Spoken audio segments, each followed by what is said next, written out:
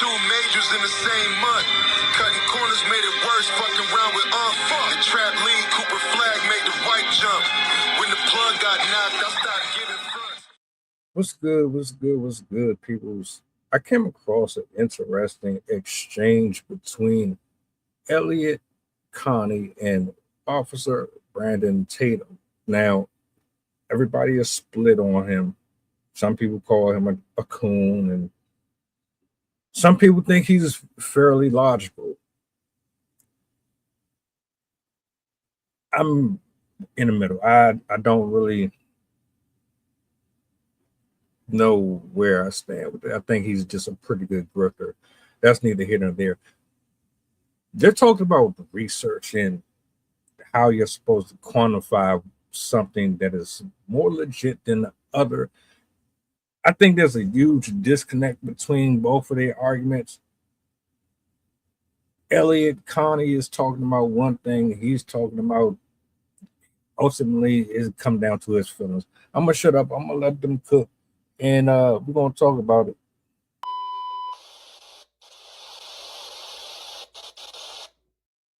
Is will you observe and attend to research that is not a part of your or my subjective experience? 100%. I wrote a book on this stuff. Let me give you a couple examples. Do you think that no.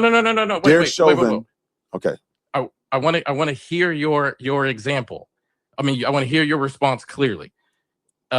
Will you accept data that is beyond just subjective experience and is developed by people that research this? I just told you that the Harvard professor had his data. I accept all data. Okay, but I'm articulating to you that there's counter data to saying that there's implicit bias in policing, to a large degree, racism against blacks. I just showed you there's counter data. I accept everybody's data. But why are you giving more weight? Why are you giving this? Because this speaks to the very bias I'm talking about. You're giving more weight to this study versus the contrarian idea. No. There's a study, right, that I observed. There's 2 studies.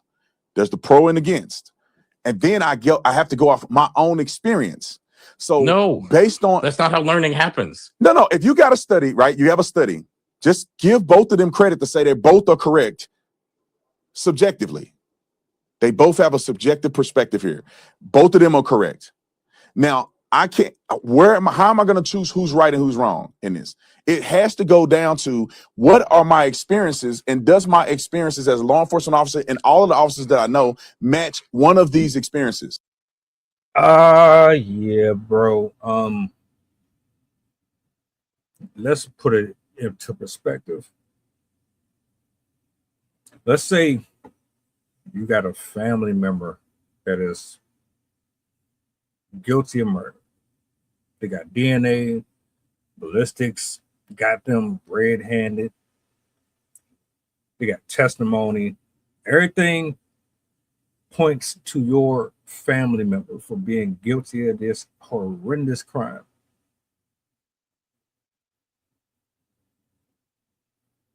However, because you grew up with them and you didn't see a side of them that the victim did, you're telling me that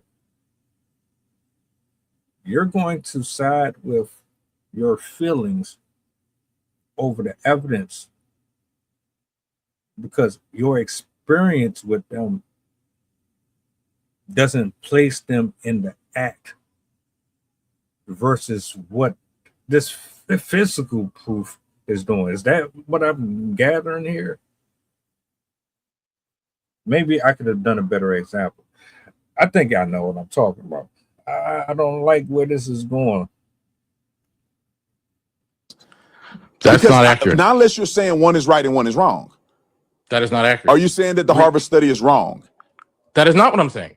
Okay, then we're assuming, I'm conceding that both of them are subjectively correct. And whatever research you got to let me explain how research is consumed. Research is absolutely not one is right and one is wrong. That's not how research is consumed. Exactly. Subjective, because they have subjective truths.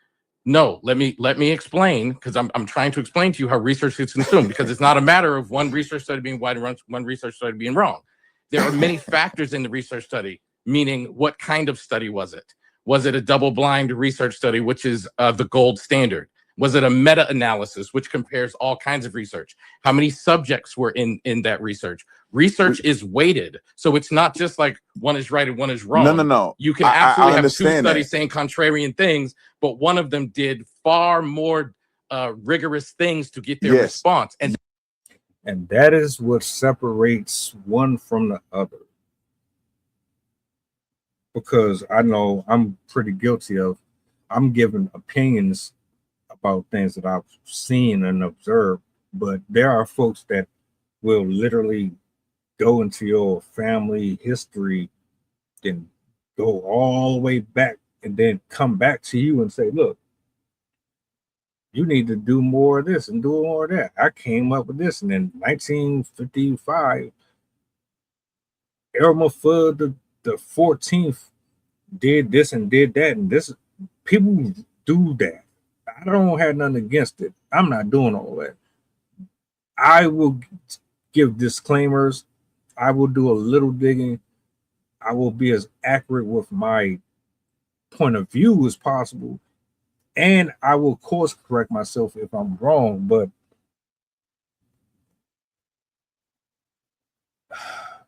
with research, is definitely layers to it.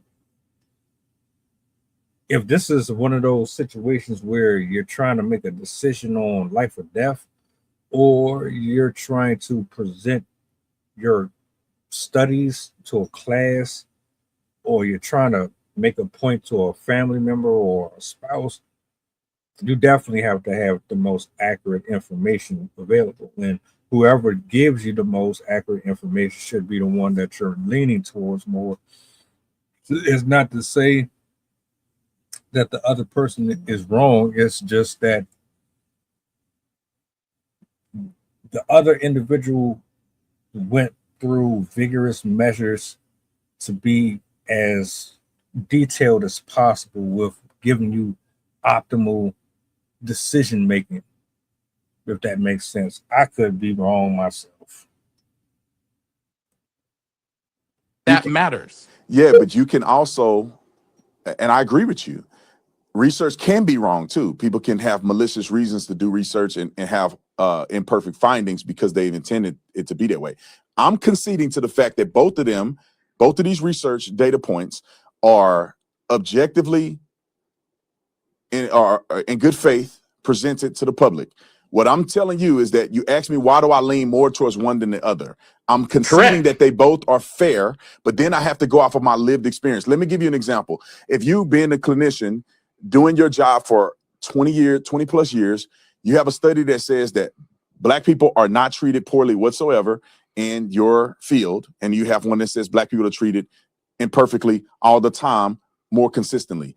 You give them both fair weight as if these are good faith attempts to present information. You have to then rely on your personal experience to say that is, you keep saying that is not weighs accurate. more. I mean, I think that's the way people, you can't, like, well, for instance, I'm going to tell you. For instance, I have never. You could be wrong as hell. Like, all right, let's put this to bed, because I know I've been guilty of it, and I know a lot of people are guilty of it, especially the judgmental bastards in the comment section. Beautiful, lovely people. We be so like, man, this is what I know, so that's what I'm going with. Don't matter if somebody gives you something that is different from what you were brought up to believe. You're going to stick to what you know because that's your safety net. That's the one thing you can use to hold over people's head in relationships, friendships, arguments, your own individuality and how you decide to maneuver out here in the general public.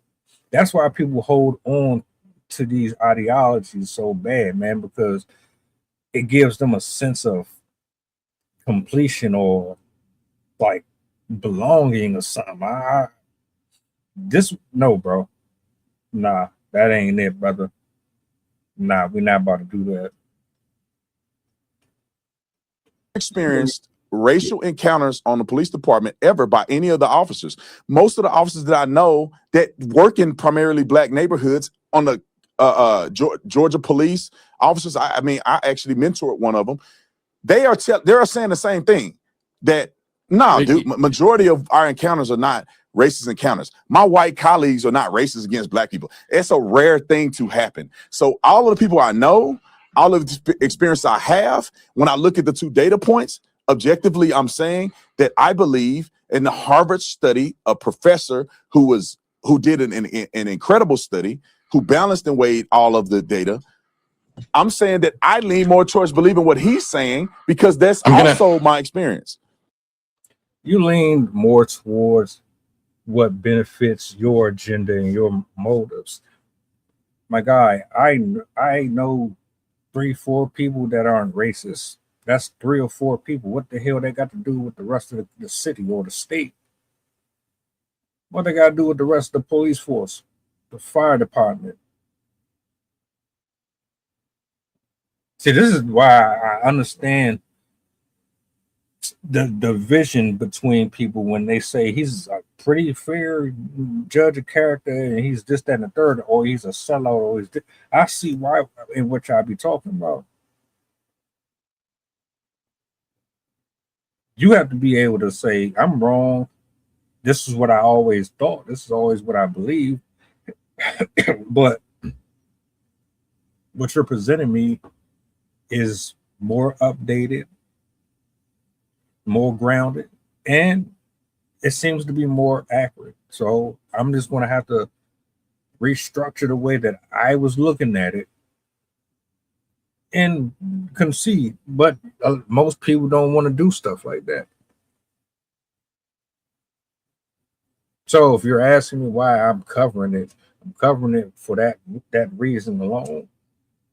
We got a habit of doing things that just retrofits us better than going against the grain. We don't grow or progress that way.